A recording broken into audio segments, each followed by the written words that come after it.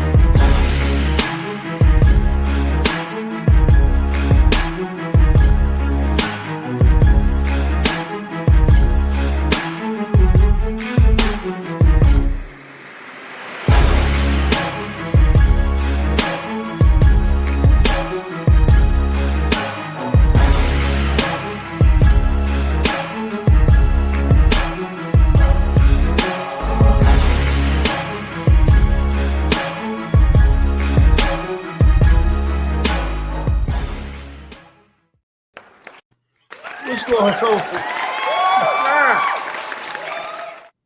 We here. Now we're going to start this thing off with a little segment I call stripping and tipping. Here's where I'm going to give you some knowledge for all my people that's in the industry. All right. Whether you're a male, female, if you're dancing, this here is for you. The first gem I'm going to drop for you is wash your ass. Hey man, I'm gonna keep it 100 with you. A lot of times people, what they do is, man, they go out and they dance and they don't realize how important hygiene is. I can't tell you how many times I have been dancing in the club and a woman come up and give me a couple of extra dollars because she tell me I smell so good. You do not want to be the stinky guy or the stinky person. You know what I'm saying? Make sure you wash your ass. All right. A good smelling cologne will get you a long ways. I've had women tell me that they did not wash their hands or they didn't take a shower that night because they wanted to continue smelling me and fantasize throughout the night, touch themselves and have a good time. Real talk. Another thing I want to also tell you is, fellas, hold back on the oil. A lot of women have also complained years and years about guys wearing too much oil and getting all over their clothes. They hate it. They hate it. I understand you don't want to be ashy, so on and so forth, but you want to smell good and you want to hold back on the oil. Don't be ashy, but you don't want to be greasy neither. All right. With that being said, we're going to move off into my first guest. Now, this brother that I'm bringing to the screen out of New Jersey, I like to call him the biggest man, the biggest little man I know. Right? I've never seen a male dancer that exudes the confidence as this young man. Right? He may be to a lot of folks short in stature, but he walked like he got like really, really big balls. Yeah, yeah. One of the coldest in the game right now, still doing it. Ladies, if you would put your hands together one time, the one we call Satan, aka the maintenance man.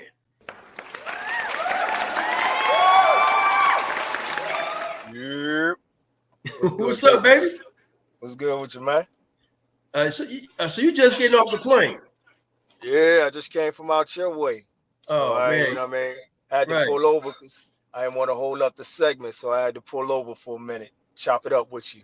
You know I how we do. appreciate, I appreciate that, man. I'm sitting here having my drink. I thought you was gonna have a drink with me. Hey, man, you know me. I don't drink. I normally have water. All right. Well, so you just now leaving ATL. Yeah, Hellraiser had a show last night. yeah. The How Dark was it? King crowning. Oh, it was dope, man. It was an amazing night. 360 booth, everything, man. It was cool. It was cool. The way they did it, the way they set up the decor, amazing. Yeah, they did their thing. Crowd, energetic. Yeah, it was like that. That's what's up, man. That's what's up, man. It's good to see, us supporting one another. Hellraiser's a good guy. He's one of the Yeah, better promoters yeah, out right now. I hope to get him on here as well. So yeah. in my segment I call stripping and tipping, Uh-huh. uh, I told them the first thing I wanted to tell all the dancers is to wash your ass.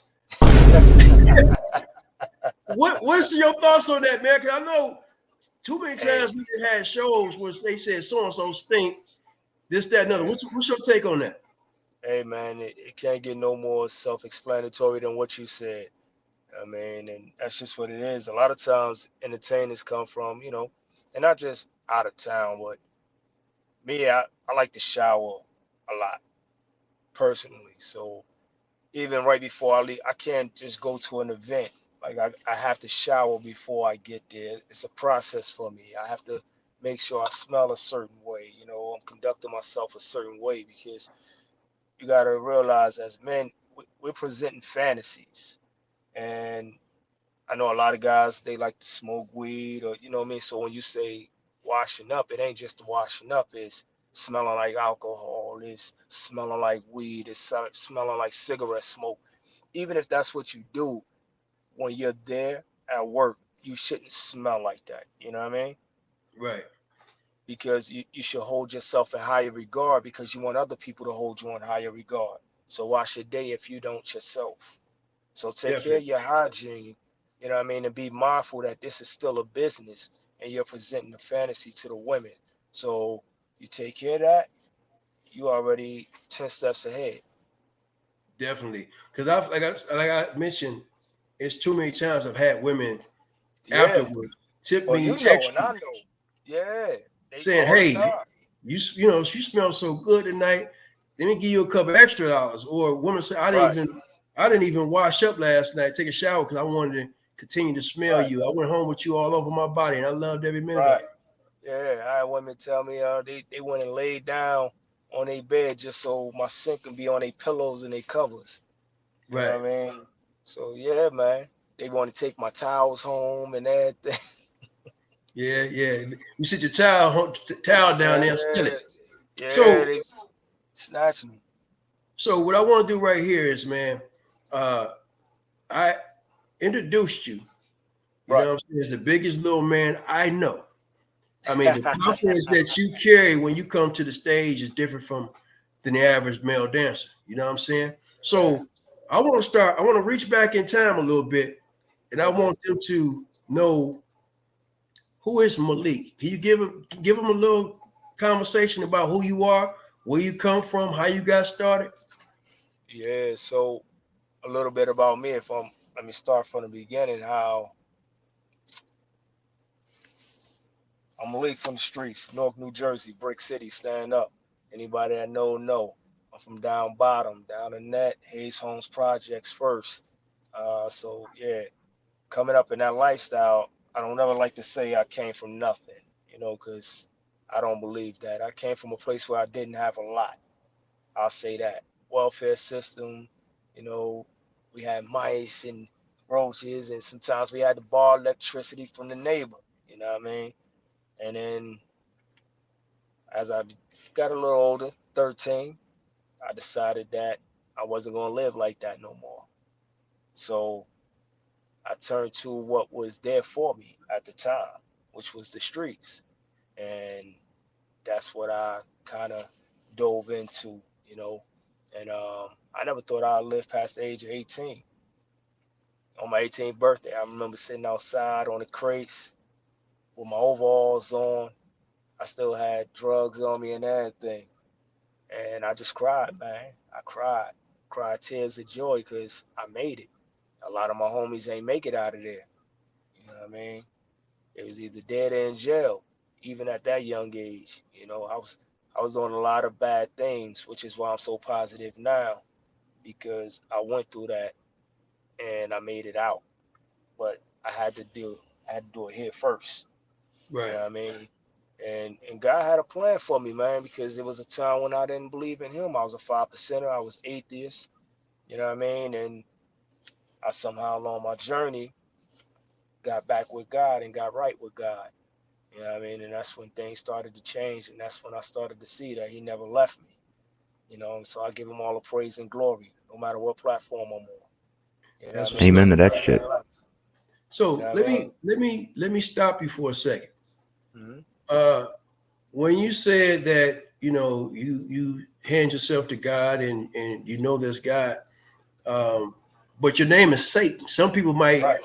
twist that and not understand because when I had you here for my last event and we said the name Satan, a lot of women cringed. They didn't understand. How could you have the dance name Satan? So can you elaborate on that? Yeah, well, that came from the streets and just so happened to follow me into the dance world, you know. And at first it was what it was, and then I decided to take the name and not let the name take me, and then I had make the name and not let it make me. You know what I mean? If that makes sense to you. So I took what was supposed to be a bad thing and flipped it into a good thing. You know what I mean? And I kept it all for entertainment. You know what I mean? It's shock value and it's a character. And when I'm out there, that's what you're seeing, my character. That's when I get to paint my canvas and create my art. That's my alter ego. When I'm out there, I'm able to give off that energy of what I'm feeling at the moment. You know what I mean? Whether it's good, whether it was bad, I get to let it out right there. That's like if I'm in the gym and I'm working out, nothing else matter but that next set, that next rep. You know what I mean? Same thing with the dance floor, man. When I'm out there, I don't have a care in the world. Nothing else matters but that moment.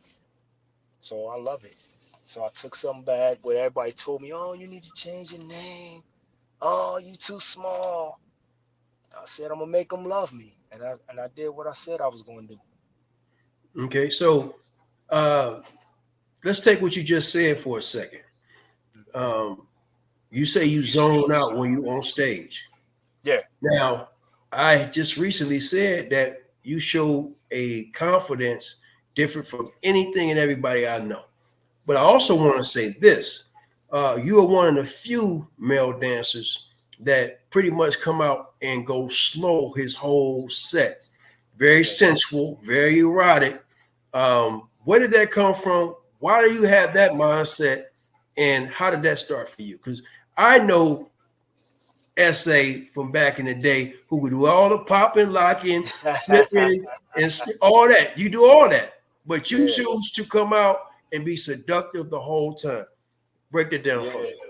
So when I was 13 and when I got into the street life, I was also getting in clubs that I ain't had no business getting into, right? We had teenage clubs that you had to be like 16 and up to get in, and my brothers from the streets and everything, and they used to get me in these clubs. And out here in Jersey, we used to grind like these wall dances where we used to grind and things like that and gyrate the hips to catch the women's attention. We used to call it the wall dance out here. And the women would gather around us and we would be showing what we can do. And, they like, oh, if he can move like that, then he can blah, blah, blah. So you can see how that's already translating into what I do now. So me being the youngest at that time, I would get a lot of attention because it was like, oh, who the young boy, who the new young cat that's in here, yada yada yada. I seen that's what the women like. So when I got into the dance world, I had footwork, but I noticed like how women would respond when I got to my slow. Because remember when I came in, and a lot of guys were wearing glasses on their set, Right. and I used to always ask them like, yo, why all y'all keep wearing shades? Because they used to be like, yo, bro, you got some shades? I'm like, nah, why everybody wearing shades? And they like, yeah, so you don't have to see the women looking at you. And I was like, man, they say my eyes pretty. I need them to see my eyes. What the fuck y'all talking about? So I was like, I already knew from that. I was like, oh yeah, I got something that they don't have. They scared of the women. Right. I mean, we supposed to be entertaining the women, but a lot of the dancers were scared of the women. They was taking drinks, they was smoking. I ain't do none of that. So I'm like, okay, I got one up on all y'all already. Even though I was the little guy, I had that confidence in me already that I'm gonna make them love me regardless. That was always my attitude. I always had that confidence. You know what I mean? So it just translated and carried over. And at first, a lot of people thought I was arrogant because I didn't really speak much. I would just, I sit back in the cut in the club, I'm in the corner to myself and I'm just watching, but I'm observing. You know what I mean? I'm observing and I'm taking in what's going on, taking in my surroundings, checking the temperature of the room, seeing what the women into, what they vibing with, and then I do me. I don't like to take shine away from people, so that's another reason why I stand back in the cut. You know what I mean? So while everybody out on the floor partying and dancing and trying to get attention, I'm laid back because I want you to get your shine. Because when it's my turn, I'm gonna turn it up. Got you. So another thing that I've also noticed about you more so than the average guy, you're very business oriented. Yeah. Um, you have several different businesses. You're not only are you a male exotic entertainer, you are also a certified trainer, or is that not the right word? But break it down. Master, a master fitness and nutrition professional. Okay. Yeah, I got all my credentials, so I gotta have that master on the beginning. Right, right. Because you went to school for that. Yeah, I did all that, man. I put that work in, all that time, all that energy, all that money. Yeah, I earned that, so I had to get it. Yeah. Got you. Then also too, different from the average male dancer. Well, the average guy is trying to be on a whole lot of shows. I've noticed that uh, through the process of elimination, you charge a whole lot more than everybody else. You do less shows, Mhm. but possibly making more money. Break Yeah. that down for me. So my books used to be full a whole year in advance. So right now we in the month of March. My books for next year will be filled all the way through December. I will be working 4 to 5 days out the week, and on some days 6 days out the week. So I was going a lot, and most of the times I wasn't even sleeping in the hotel rooms that were being booked for me because I was on the next plane to go to the next state, and I'm jumping around here, here, here, here, here. You know what I mean? And after doing that for so many years, um, I walked away from the game for about 2.5 years, and I had to get this right. Mhm. So when I walked away, I stopped counting at 100. I had a 111.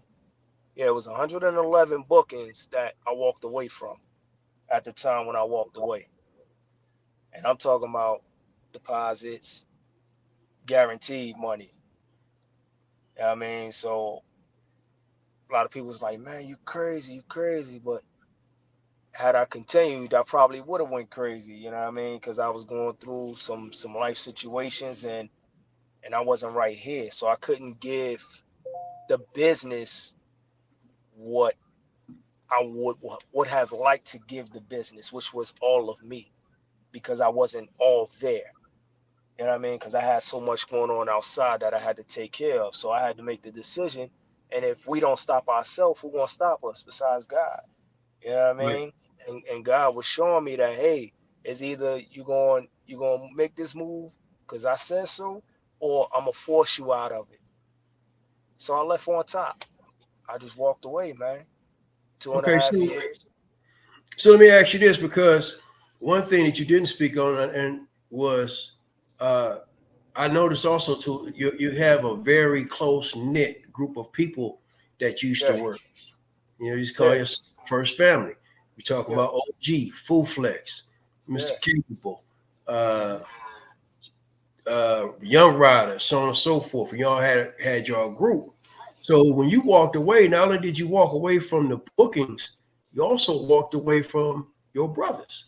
How did that go Yeah, for you? not well, I never walked away from my brothers because my brothers is my brothers. You know what I mean? To my brothers of Malik, I wasn't Satan. Right, So me and my brothers always stayed, you know what I mean? We family. So we always stayed in contact. You know right, what I mean? So it wasn't that. I was just cut off from the industry. You know what I mean? You know me, I keep my circle small, tight. I don't let people get close to me because I take family to heart. If I mess with you, I mess with you. If I call you my friend, you're not my friend, you're my family. You know what I mean? So if I so say certain things, yeah, go ahead. so my question would be: was there something that tragic that happened that told you, "Hey, I need to do something different with my life," or how did that work? Well, so one thing I do is I keep my business and my personal life separated. So there was some things going on in my personal life that I had to get together, and I wasn't going to be able to do that doing that because like I said, I was gone 4 or 5 days out the week, sometimes six. You know what I mean? I was up there in the business. So when when you that hot, you stay going. Right. You know what I mean? You stay going. And if I'm always gone, then I'm not working on what needs to be worked on in my life. You know what I mean? My life outside of the entertainment world. I'm also a father. And I had custody of my oldest son since I was 17 years old. That, Yeah. that's that's one of the reasons that I changed my life around. You know what I mean? So how can I not want to do what's right in that situation? Because for so long I was doing wrong. I was doing right in a lot of ways, but then I was doing wrong in others. So I just had to work on a few things, work on myself, and then I got back to it. So how old was your son when you made this transition? My son, my son was he was 1 years old. I started performing 6 days after my 18th birthday. No, I'm Eight. not talking about. I'm not talking about when you start Uh-huh. performing. When you Yeah. figured that for whatever reason that you need to do something different, you had to get your mind right Mhm. and get your family tight before you go crazy. Um, Yeah. Well, my oldest son, well, I had multiple children. So my oldest son at the time, I think he was around what, maybe 15, 14, 15. You mhm. know what I mean? So I was grinding all that time. You know what I mean? From the time I knew my son was coming, I knew I had to make a change. My father was a big time kingpin. So I barely seen my father and had a relationship with him growing up. So when I Right. turned 13, I was becoming what I kind of despised because I didn't have that connection with my father at the time. You know what I mean? I didn't start really getting a relationship with my father until I turned like 35. You know what I Okay. mean? And it was because of my folks that had that conversation with me that, I mean, I had to see that, yeah, still, regardless of what it is, it's still your father. And as I got older, I realized a lot in maturing is that sometimes we don't know why things happen the way they happened or why people are the way they are or why, what I mean? A lot of times it's like, oh, my father wasn't there. My father wasn't there. But then it's like, why wasn't your father there? You know what I mean? He may Mhm. not know how to be there. His father may not have been there for him. And Right. he may not know how to break that cycle. You know what I mean? It's a lot that go with it that, when you change the way you look at things, you'll start seeing things in a different perspective. And that's what I pride myself on doing. I try to learn something new every day, even if that means learning something new for my children. You know what I mean? I strive on learning something new every single day. I never say I know it all because I'm always looking for the next thing to know. Right. So when your son is now 15 years old, Yeah. and was he now seeing things that you didn't necessarily want him to see, or was he Nah, asking you some questions that you didn't necessarily have the answers for? nah. You know. See, for all my children knew is that dad was going to work. Okay. They didn't know what dad was doing. They didn't know how I was doing it. All they knew is they had everything they wanted. And when I got home, I made sure I did what I needed to do with them, whether I was tired or not. Dead tired off the plane, running, ripping, and running. I still had to be dad. You know what I mean? I still had to be at the time. I still had to be the husband and all that. You know what I mean? And that's why I told you before, like, at the time, my wife was holding it down. But you got to look at how much stress that put on a woman when you had a kid, when she in the house with the children while you out working all the time, and she felt like she losing herself. Right. Well, hold on one You know second. what I mean? Producer, go ahead and give me a round of applause for him being a dad, being a real dad in the house. I mean, I wanted to applaud you, my brother, because I know some of the stories that you're telling me right now, but you filling me in on some stuff that I didn't know.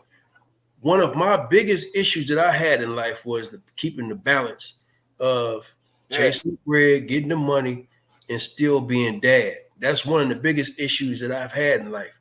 Right. With all my kids, but at the same time, too, I don't have the relationships that I would love to have with my children. And it's all been because I've been here, I've been there. I've worked in every major Right. market in the United States, and overseas. Right. So I missed some birthdays. I've even missed some graduations. And that's put a strain on my relationship with my kids. So I Right. applaud you for that. Right. And that's what it's And about. You know what I mean? Finding that balance, because at the end of the day, I wasn't doing it for me. I wasn't really living for me. I was living for them. But in the process of, doing all of that, it's like, are you really living for them? You see what I'm saying? I'm going 4, 5, 6 days out, and like you said, some games I was missing. I never miss birthdays because around those days and holidays and stuff like that, I wouldn't take events unless it was close to home, to somewhere where I can drive and get back before a certain time, and I'm in there to make sure, because that's what I did. So I kind of did find that type of balance. But one thing I do know is that you can be there and get the kids everything, but if you ain't making the money, it's like, well, we ain't have it. Now, if you're going out, like you and me, we always getting it, but we on the road, it's like, yeah, dad bought me this, he bought me that, but he wasn't there. So right, finding that time and finding that balance sometimes is hard, because it's like you want to make the money and you want to be there for your family, which is why going forward, what you said now, I do less events and I charge more. Now, when I walked away from the business, remember, I walked away from 111 bookings. The 2.5 years that I stepped away, my phone was still ringing as if I was active, and I was still turning people down. Like, nah, I ain't. I had diehard fans who were booking me once a month for a whole year, for years. That I was like, yo, like, I just can't make that move yet. You know what I mean? I'm not ready. I'm not ready. So I came up with a plan when I felt like mentally I was getting back in where I needed to be. I said, well, hey, everybody trying to be me anyway, or either Young Rider. So, and I told Young this a long time ago, like, why are we charging what they charging? I said, okay, well, let me see how much they willing to pay. So I said, all right, I'll come out and do a show. And I put up like a bidding war. And the top bid happened to be 1,500. And I said, cool, that's what I'm gonna stay with. So I actually left it up to the ladies to do. Okay. And when they set the price, I left it there, and I said, you know what? I'm not going to be out there 4, 5, 6 days because I don't need to. I was heavy in my training, and I found something else that I love to do, which is helping people through helping them change their lifestyle through fitness and nutrition. So I was like, all right, cool, I can do this. Here's shows here and there. I'm gonna charge this price. It's not for everybody. I know everybody not going to pay that price because when they book me, they really know that they have to promote their event because you're paying me a lot. So if you're gonna book me, you actually have to say you serious about what you're doing. Right. Then now you just mentioned about promotion. Um, Yeah, and then I also it goes back to what I was saying about you handling your business. Not yeah, only are you going to dance, you will also put together commercials and yeah, promo on your own and then send to the promoters to yeah, promote you. Speak on that. yeah. So it's an experience, right? Right. Um, I can't if I'm saying I'm different from everybody else, what am I doing that's different? I can't just say, well, yeah, I can write off my name if I want to, but it's more than that. I want to see the promoters win. If you're gonna invest in me, I'm gonna invest in you. So if you put me on, I'm gonna be on your comment every post you. I'm like, hey, tag me in because I want to see the women when they responding. I'm gonna get in and I'm gonna respond to every single woman in that post.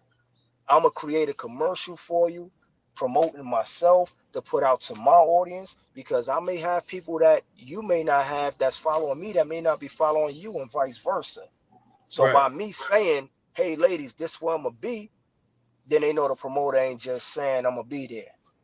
You know what I mean? And it gives it more power. It gives the event more power.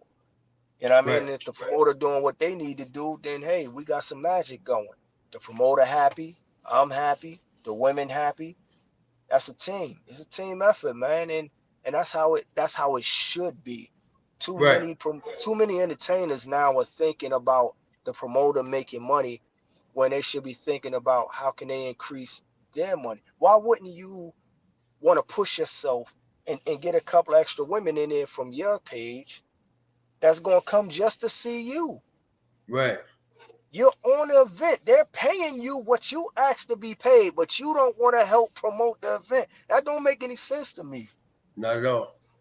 If I come to you and say, "Oh, I'm gonna pay you. How much you want to get paid?" All right, cool. I'm gonna pay it to you.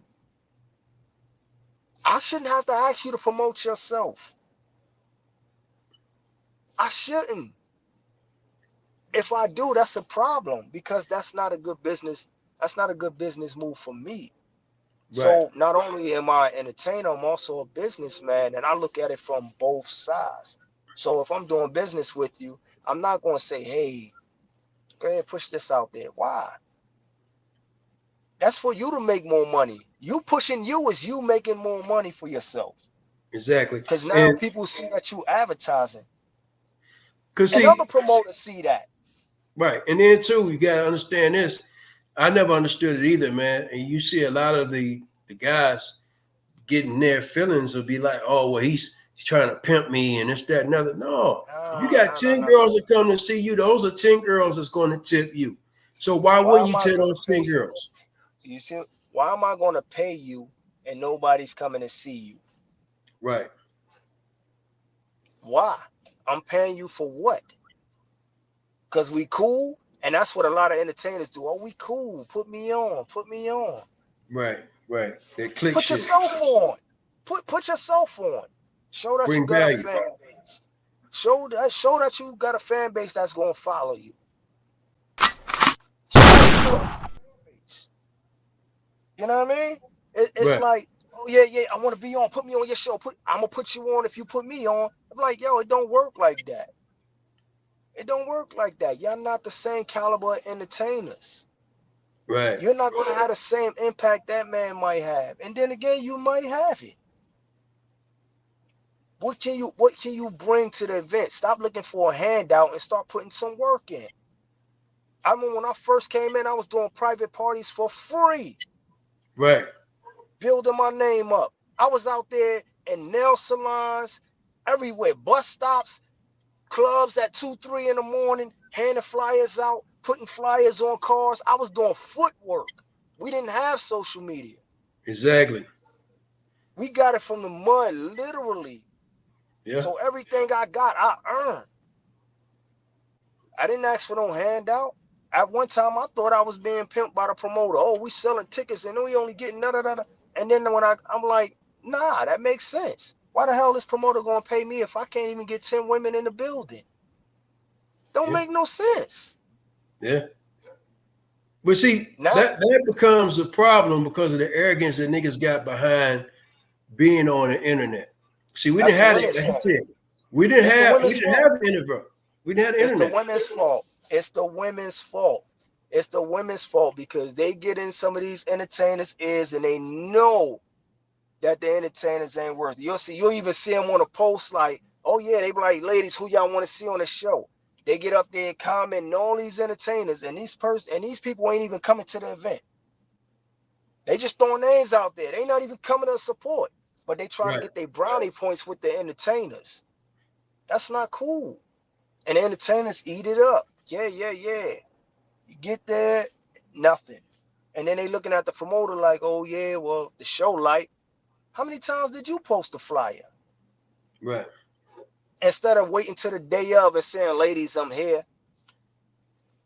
And it's different for women, different from guys. You know what I'm saying? Guys, we just pull up when we want to go to a strip joint. I mean, because there's so many strip joints. Women have to get their kids together, you know, call their girlfriends, you know, take a day off work, however, whatever they got to do to plan to put their situation. Some of them got to lie to their husbands or fiancés or boyfriends or side niggas, tell them they going out with the girls to lunch or, you know, brunch or whatever time. Bingo. That's why a lot of them be having to leave early. They be like, yo, we got to go. Hey, girl, I got to, hey, it's 11 o'clock. I got to go. Right. That's why they be dipping off at the shows early sometimes because they got to go through so much just to get there sometimes. And I think a lot of the times the entertainers, the male entertainers, you know, they take that for granted how much the women actually have to do just to be there to support what we do. You know, they'll never get what we have to do, but they're not supposed to. They're supposed to see the finished product. Exactly. They should know nothing going on behind the scenes. They should know nothing about behind the scenes, what entertainers doing, what. They should know none of that. And these entertainers these days, they let the women get too much into their personal life and not enough into them as the entertainer. Right. And then, you know, all that pillow talking as well. Right. That goes telling everybody's business. You know what I'm saying? Exactly. So I'm gonna break for a second. We're gonna pay some bills and we'll come back, man. When we come back, I got this segment called What the Hell? Let's pay some bills. Not trying to get under you. I just wish to be under you. She like, what that mean? Sipping that lemon lean. Girl, come here. Let me tear your skin off, tear your body off. Oh, girl, where your heart at? Let me put your heart back. Oh.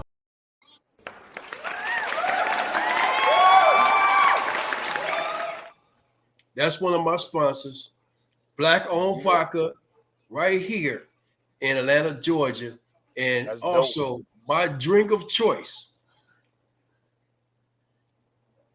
So now we're finna go into this segment called What the Hell? Now, S.A. Yeah. This is some shit I saw on the internet. Now, you have been deemed one of the freakiest motherfuckers in the game. Some stories that I can't even tell, you know what I'm saying? I won't even put you on the spot. But I'm going to show you this video. And then I want to get your thought process on what we're about to see. Producer, give it to me. What's the freakiest shit you ever did? The freakiest shit I ever did, you really want to know? That's why I asked. All right. So one time I seen my daddy nut on a towel. He was in his room beating his meat and he had nutted on the towel and I picked it up and I scooped the nut off the towel and I played with myself with my vibrator and then I took like one of the teardrop suctions and I took his nut and put it in there. Your daddy? That's the freaky shit I did. The fuck is wrong with you? I just wanted to see. Hey, man. Now, Hey, so What the hell? is that freaky or is that nasty in a motherfucker? Normally I say to each his own, man, but that it's not freaky. It's not freaky. I mean, it's her father. You know what I mean? Right. Something here is off with that young lady. You know what I mean? And she needs some help. I'll say that she needs some help. I pray that she get it, cause that's not freaky. She said that's freaky. That's not freaky. That's Yeah, that was something some else. nasty ass shit. That's something else. I won't call it nasty because I'm not judging her. I'm just saying that's her father that, you know, she potentially fantasizing about, that she's watching. You know what I mean? Something a little off with that. That's why I say it's nasty in the motherfucker. I'll say it. You won't want to say it? I'll say I'm not gonna that's say some nasty ass shit. So Okay. now, so let me ask you this then. Without getting yourself in trouble, what's the freakiest thing you ever done that you can speak on? I can't really. Hey, I'm gonna say you've been around. You've been around me for a long time, man. Right. Hey, yeah, I can't really speak on the things I do. The things I do, I can't really speak on it because the things I've done. Right. Things I've done. Can't really speak on them because I've done. Let's just say I've done a lot. I experienced life. Right. But I ain't letting nobody play with my back door though. So yeah, that's a no for me. Damn. I got you. Yeah, that's yeah. And no. That's a real no for me. Like a get you punched in your head, no. Right. I mean, and I've heard some stories, man. You know. Yeah. I mean, to each his own. I mean, you know, we know some people who indulge in those type of acts, and again, to each his own. For me, nah, because of the type of man I am, and I'm very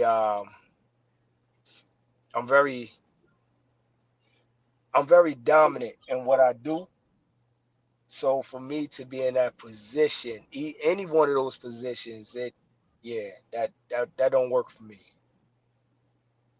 That just don't work for me. Totally understood, and I'm with you on that. I'm with you on that. So, you got a big show coming up, man. Birthday. Yeah. Let the ladies know what's going on with your show. April 13th, Northern New Jersey area, ladies, is going to be a movie. Y'all know how I do it. Y'all know I'm coming to tear the place up. I got some of the hottest entertainers from around the world on the lineup. They coming to do what they do. You know what I mean? If you don't know, you better ask somebody and get them tickets. We still have some tickets left. All the tables been sold out, but we still do have tickets available. Matter of fact, hold on, S.A., hold on. Matter of fact, let's play the commercial. Gotcha. Attention ladies, this is for you. It's going down April 13th, 2024, Guardians of the Galaxy B-Day Bash for the one and only maintenance man himself. Yes, ladies, you are requested to be here. This will be one of the best events of the year. Don't miss out. Grab the crew, get your tickets, and we'll see you ladies there.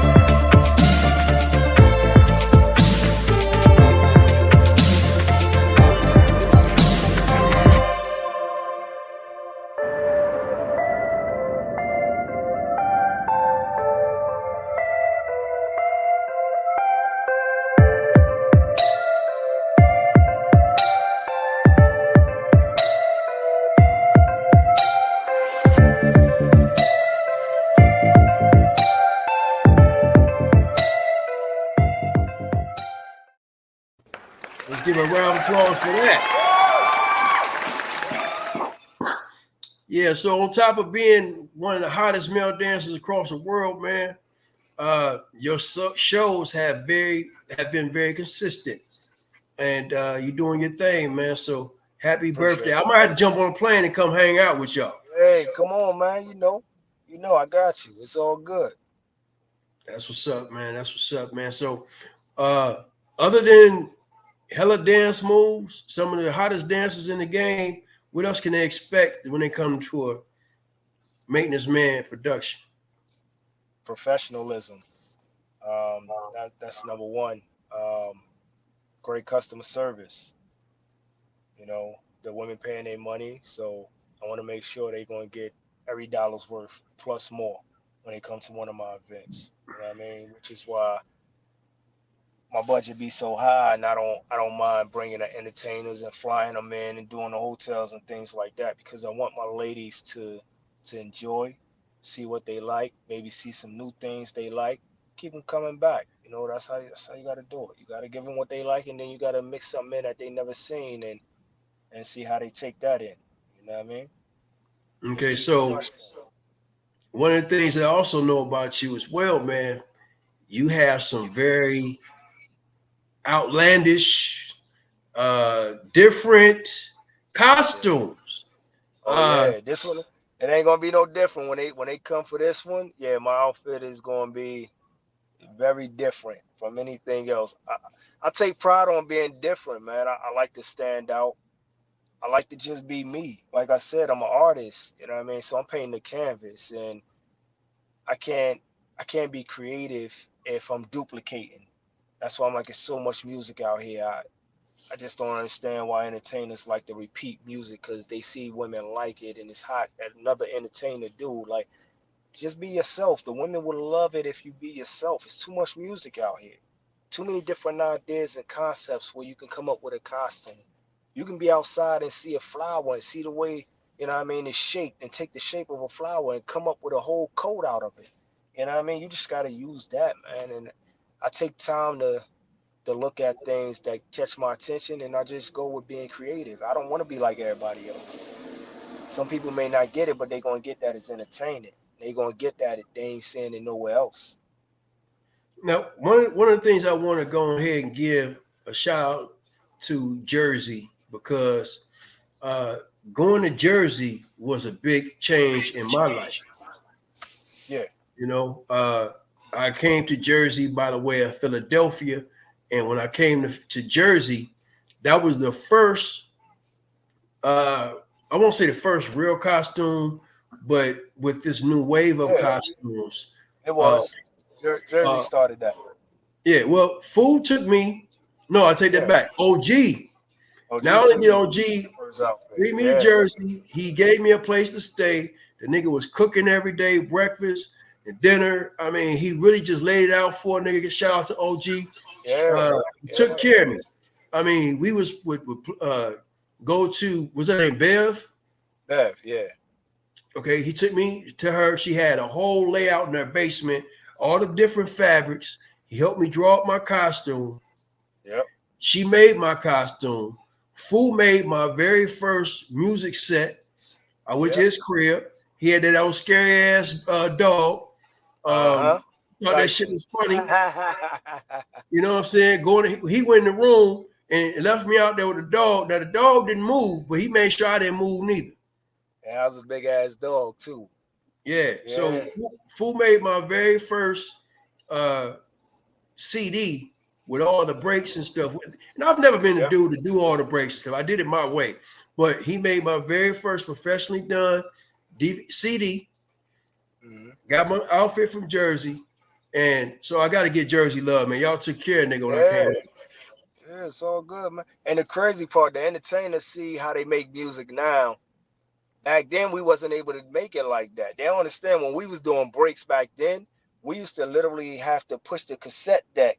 We used to have to push the pause, the record, and then unrecord it, stop it, and push it back down. That's how we used to do the breaks back then. So we was pushing the button. Back then, catching it on, just for the beats, just so we can catch the beat. And then Full Flex, because he was a DJ, when the equipment started to change, that's when we didn't have to do that with it. That's when we started learning how to do the breaks on a DJ equipment and stuff like that, on the beat pads, the drum pads, and stuff like that. Even to this day, man, it's nothing like, to me, I can't make music on a laptop. I have to have a drum pad. Well, they call it drum pads, but for us, they sample us. They just sample us for us. So I need to push that button because I gotta feel my music. I need to feel it when I'm making it, or I don't feel right. Okay, so let me ask you this. As you say you need to feel your music, how do you feel and what is your thought process when a dancer come up to you and say, hey, man, let me buy that set? I hate it. I hate it. I hate it. I hate it. And hate is But a strong word. they live in another city though. Yeah, I hate it. Again, it's so much music out here. Why do you want to duplicate something you see somebody else do? The best thing you can do is be yourself. Nobody can be you. That's your power, right? We talked about that before, right? Right. Being you is your power. Nobody in the industry is me. Nobody in the industry is Elle. What you feel and what I feel, what works for me and what works for you may be two different things, but how it resonates with the women, because that's what it's about. Being a fantasy for them. If it's 10 of us on a lineup, 8 of us shouldn't come out looking the same or having the same music. The women get bored. That's why they leave. They leaving. They bored. They don't want to support that. Right. So now they got to pick, oh, after my favorite entertainer, after he perform, I'm out. And then you see them leave once they see their entertainer, because they're going to see the same thing for the next couple of sets. Everybody going to come out doing the same top 10 music. They're going to come out with the same exact costume, maybe a different color. Some of them the same color, same fabric. It's nothing different. Now, I will admit, no variety. There's a lot of guys that come out, and there's a lot of carbon copies of guys. But I also admit that we all have taken something from somebody. So with that being said, who was the influence for you? There was somebody that you looked to, even though you switched it up and made it yours.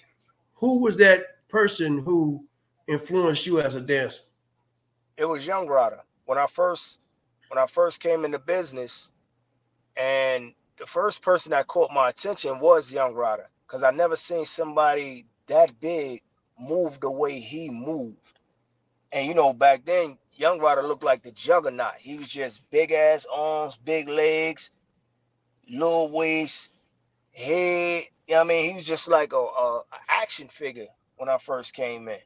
Right. You know what I mean? And to see him move the way he moved, I was like, yo, who the fuck is this big dude with the straps and shit on his leg moving like that? And because he had the leg pieces and all that. Jersey was doing costumes before I came in, and I came in '98. Young Rada, I think, started like maybe 6-7 years before me. So when I already came in the game, they was already doing that, him and Bandit. Lord West was the guy that, you know what I mean, I came up under in the business. He was creative. So he was doing shit like bringing the cross out. This nigga was changing from Tupac to Erykah Badu on stage. Like the nigga was killing them like that. Like he was just that dude. Like, you know what I mean? So in Jersey, we were entertainers, and we took pride in costumes and our performances and, you know, different things like that. How we smell, how we look, how we come in the club, how we presenting ourselves to the women. And you don't see that everywhere else. And then other people, we started traveling, and then other people started imitating. Once we started doing it, I did the first male DVD ever with Fan Man Mag. Before the DVD, when we switched it from VHS to try to do the DVD things, I was like, yeah, I'll do it.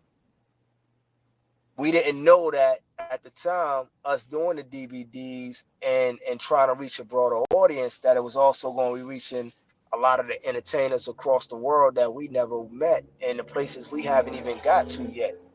So they Right. were still in our costumes off of that, seeing how the women were responding to us. Because remember, Jersey, we had one of the hottest groups out. And we was traveling. We started traveling and we was taking over. We was going up and down the road. Then we started getting on the planes and flying out everywhere. You know what I mean? And we was just taking over. But them DVDs had other entertainers imitating what we were doing. And then we get to these states and it was, oh, he copying off of my favorite entertainer. It's like, Right. whoa, wait a minute. And that's when a lot of issues was coming. And you know what I mean? I tell a lot of the entertainers now, like, yo, like, we literally had to fight entertainers and regular street guys over these costumes that y'all just running around here still duplicating now. Y'all still duplicating the things we did back in the 90s. Nobody's trying to change. Right. Y'all don't see something wrong with that? I did the first cock piece in the year 2000, 99, 2000. It's 2024 and they still wearing it. And I did the cock piece off of a hand towel. Right. Because we used to wear the towels in Jersey. So we used to wear them around, we used to wrap them around, and then we start draping them. So with our costumes, with the Royal Family, me, Young Rod, and OG, I was like, yo, we coming out with the costumes, and I would have to get different hand towels, like a solid color, whatever color was the most dominant in my costume. So one day I took the towel to our seamstress and I said, cut out a piece of fabric, just like this. Outline this, cut it out just like that, stitch it up the same way. And I would wear the fabric instead of the hand towels. They couldn't figure out how I got it to set up there on me, but I'm like, it was made for me, so it wouldn't move unless I wanted it to. So Young Rider said, yo, I like it. That's dope. He put a twist on it, and he had his like a sock. He said, I'm going to make mine like a sock. It was easier to keep on, and then they used a tie string for the sock to keep it on. Right. I didn't have to do that. I just set mine up there, and it wouldn't move. You know what I mean? Because it was made for me. Yeah. You know what I mean? So that's why everyone used the version that Young Rider has now, because it was easier to keep on. That's You know what's what I up. mean? That's what's up. And then Chuck down in DC with the long Chuck was nose. doing a G-string. Yeah, Chuck started doing a long nose G-string. He was the first one to do the long nose G-strings. I never liked G-strings. You know that. I never liked them. So, you know what I mean?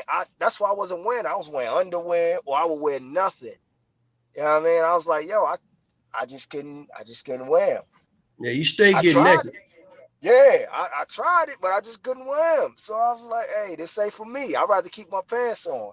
Hey, speaking of getting naked, tell me if you remember this. Mm-hmm. Dallas, Texas. Oh, I know what you're about.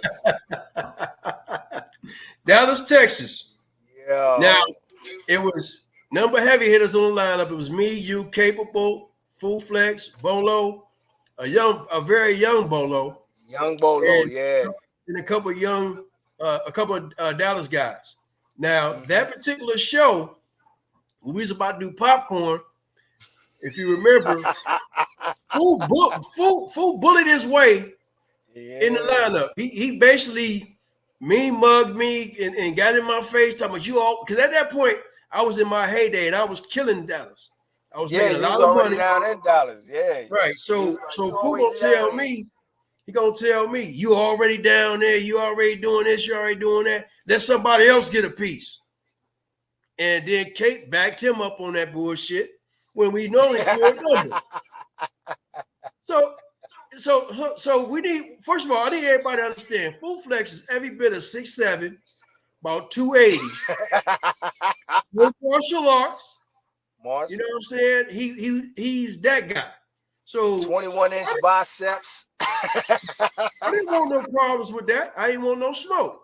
So I was like, all right, cool. Plus, at that point, my arrogance understood. I knew that my money was going to be there. Mm-hmm. I knew my money was going to be there. So we let it go. I didn't argue. We let it go. So always, we had like 6 dancers on that show. They got to the dancer number 4. Texas Outlaw was on that show too. Yeah. Everybody danced but me and Mr. Capable. I was 4. This night, Slayton decides not only is he going to come out with no G-string on, he came out in some Timbs, a towel, and was ass naked up under there. He came out to his intro. He hit the stage, hit about 3 or 4 hip rolls, made that thing jump about 2-3 times. Police said, "Come here, young man." Not police, SWAT. Yeah, they came in, they arrested everybody, but me and Capable because we didn't dance yet. With the guns out, the SWAT team in Texas. I was pissed. And it was Father's Day, which I normally don't take those shows around the holidays.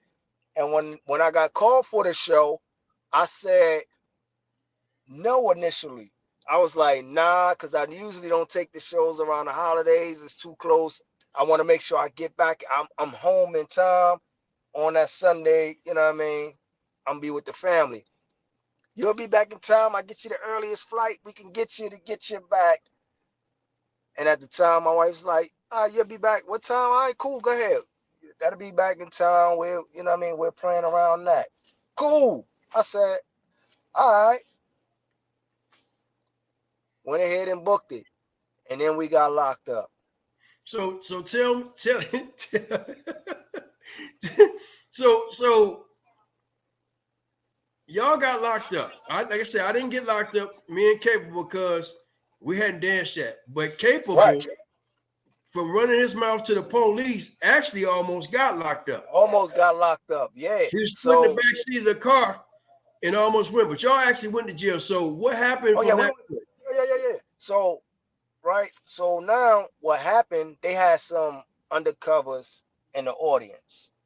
One of the guys from Texas was in the crowd, and they said that the undercover, you know, gave him an offer or whatever. And I guess he was, you know, I guess they called him prostituting. Let's say that. Yeah, that was Apollo. Some money. Yeah, okay. He was offered a little change to do something strange, and he was for it. And that was all they needed. So I just happened to be coming out to add on to that. So now I'm out there doing what I do. And next thing you know, SWAT got the guns drawn. They taking me out in cuffs. I ain't got no pants on. I had to grab my towel. I'm like, nah. They like, nah, come on. I said, man, nah, y'all crazy. I grabbed my towel and wrapped it around me. They cuffed me, man. I'm sitting in the cop car. One of the young ladies from in the venue, she would have got my pants and brought them out for me. They took us to jail. We was in there for like 3-4 days. Me, Full Flex, Texas Outlaw, Bolo, the dude Apollo from out there in Texas, because he was floating, and he the one that took the offer. Man, we was locked up down there for like, I think it was like 3-4 days. Yeah, that shit was crazy. Pissed. And all I kept saying the whole time was because I never take shows around there. I think one time you called me for the holidays. I was like, bro, that's the holidays. I'm with the family. I can't do it. Right. That one time I actually did on the holiday, and that happened. And I was like, see, I'm not doing that ever again. To this day, I don't do it. I'm just like, nah. That's what's up. Well, man, I ain't gonna hold you too much longer, man. I see shit moving around you and whatnot. I want to let you get home safe. I appreciate the fact that you pulled over, you know what I'm saying, and kept your word. You know what I'm saying? But I want to go ahead and get home safe. No doubt, man. I appreciate you having me on. You know how we do. Always got you. You know that. All right, so let the ladies know how they can find you. Ladies on IG, catch me, SMF Malik. That's MALIK. That's on IG. On Facebook, hit me up, Malik Man. Follow me. Keep updated and everything, man. April 13th, get your tickets. Come out, have a great time, round up the crew. It's going to be a movie. I promise you. You won't want to miss this event. Shout out to Elle, man. You doing your thing, man. Keep doing it. You shining. It's going to be something big, man. I know it. That's what's up, man. I appreciate you, God. All right. All right, Love, cool. Man.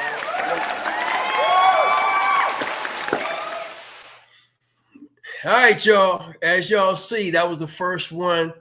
That's my guy. We've come a long way. See, a lot of people don't realize is that, when we're on the road and we doing these shows, man, we are truly like family in a lot of ways because we spend more time on the road together. And some of the experiences that we have, the conversations we have, the shit that we go through, like I just told you, we was in Dallas, Texas. Everybody went to jail but me and Capable.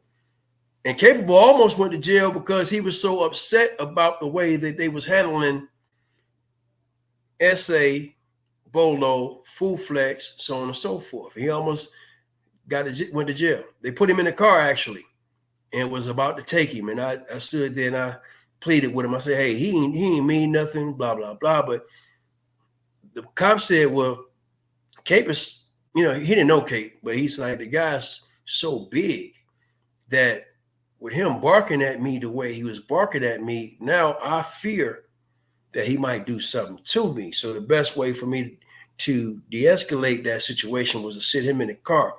Then we could go ahead and deal with everything else we was dealing with. But yeah, so we go through a lot, and so I'm here to bring you the stories. I'm here to bring you the bullshit and the good shit. As I told you before, I'm not here to be a role model, but hopefully some of the things that I talk to you about and I tell in these stories that we talk about will stop you from having to go through some of these different things in your life. I'm here. I'm going to keep it 100 with you. Don't be ashamed or afraid to get in the comments and ask me the questions that you want to be answered by the man in your life. Maybe for whatever reason, he won't talk to you about it. But I got you. And if it's you, I'm going to tell you exactly that. It's you. You fucking up. You ain't shit. But I'm going to keep it 100. And that's what this show is all about. Also, I need y'all to do me the favor. Subscribe, subscribe, subscribe. I'm halfway there and it don't cost you nothing. If you listen to my content and you want to see more, I need you to subscribe, subscribe, subscribe. Click the button. Tell a friend. Help me get to 1,000. Then we can monetize the channel. Then I can start making a few coins. Also, if you just feel that you loving what I'm doing and you want to send me a couple dollars, let me put this Cash App up here for you. I accept Cash App. Y'all can send me $2,000, $3,000, $4,000, $5,000, whatever you feel. And if you want to send me a Cash App, you can do that as well. I accept it all, and I appreciate you that appreciate me. Matter of fact, this is what I'm going to do. I'm going to put together what I'm going to call the Luscious Promotions Prize Pack. In that Promotions Prize Pack, I'm going to get together, some of my people, and we're going to put together a basket. In that basket, we're going to have some Bomade Vodka. We're going to have some candles by Elle Vī. We're going to have a honey pack. We're going to have some toys of some sort, maybe a rose or something. And we're going to put that all in a basket. And I'm going to give it away. But you have to be subscribed. The only way you can win is if you have subscribed to the channel. Now, how about that? Can you handle it? It don't cost you nothing. Click the button. Subscribe today. And with all that being said, man, I thank you for allowing me to be a part of your day because you didn't have to do it. And until I see you again, I'll holler.